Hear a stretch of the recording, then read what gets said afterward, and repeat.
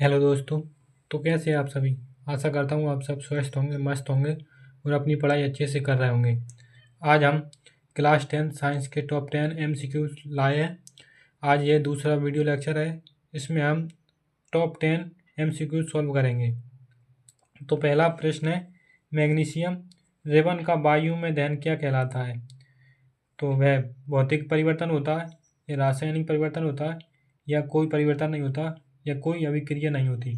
तो इसका सही आंसर है ऑप्शन बी, रासायनिक परिवर्तन।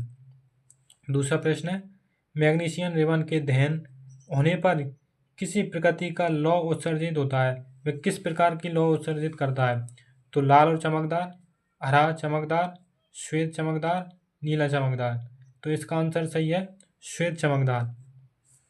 अगला प्रश्न है, रासायनिक अभिक्रिया में भाग लेने वाले पदार्थों को कहते हैं। जो रासायनिक अभिक्रिया होती है उसमें कौन कौन से पदार्थ भाग लेते हैं, तो उसको क्या कहते हैं। पहला ऑप्शन है हमारा अभिकारक, दूसरा पहला है अपकारक, दूसरा है अभिकारक, तीसरा है प्रतिफल और चौथा है इनमें से कोई नहीं। तो हमारा सही आंसर है ऑप्शन बी, अभिकारक। हमारा अगला प्रश्न है, भौतिक परिवर्तन है। जो भौतिक परिवर्तन होता है वह क्या है, स्थायी परिवर्तन या अस्थायी परिवर्तन या ए भी दोनों या फिर इनमें से कोई नहीं। तो हमारा सही आंसर है ऑप्शन बी, अस्थायी परिवर्तन। अगला प्रश्न है, अंगूर का किण्वन करना एक है।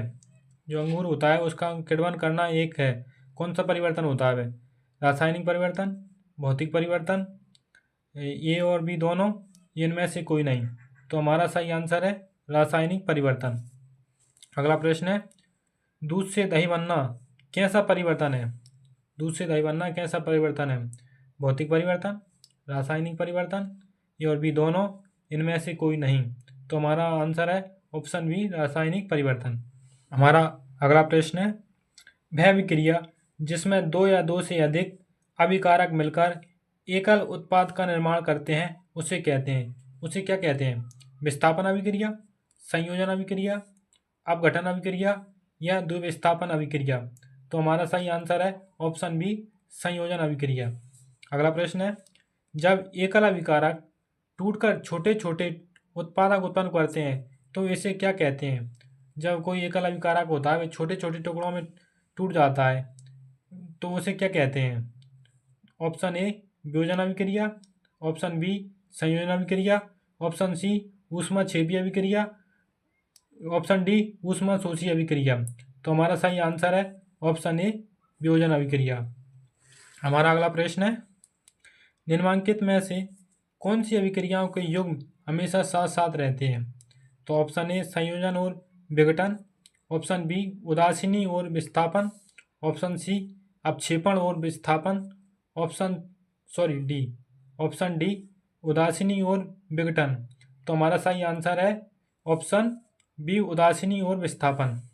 हमारा आखिरी प्रश्न है, कॉपर सल्फेट के घोल में चूर्ण, किसका चूर्ण, लोहे का, डालने पर क्या अलग होता है। Option A, copper, option B, लोहा, option C, sulphur dioxide, option D, इनमें से कोई नहीं।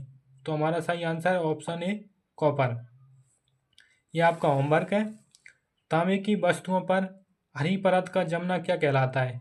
ऑप्शन ए, ऑक्सीकरण, ऑप्शन बी, अपकरण, ऑप्शन सी, संक्षारण या ऑप्शन डी, इनमें से कोई नहीं। आपका आंसर कमेंट में ज़रूर बताएं। ठीक है, धन्यवाद।